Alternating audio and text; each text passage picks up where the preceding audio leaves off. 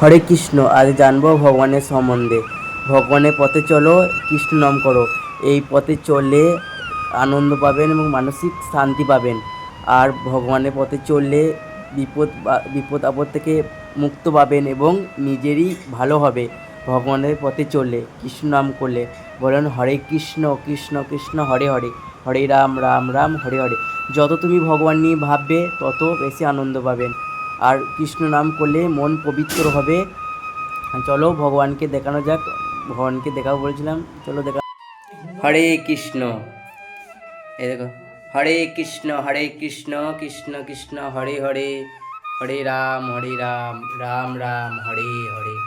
এই দেখো বন্ধুরা, এটা ভগবান আমি এরকম করে সাজিয়েছি। তো তোমাদের, আমার খুব ভালো লাগে ভগবানকে সেবা করতে। তোমাদের কেমন লাগে কমেন্টে জানাও। এই দেখো, জয় শ্রীকৃষ্ণ চৈতন্য প্রভু নিত্যানন্দ শ্রী অদ্বৈত গদাধর শিবাসাদি গৌরভক্তবৃন্দ।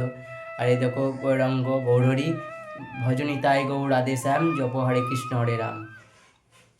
এই দেখো, নরহরি নৃসিংহদেব কি জয়, নরহরি নৃসিংহদেব কি। এই দেখো রাধা মাধব, এই দেখো রাধা মাধব।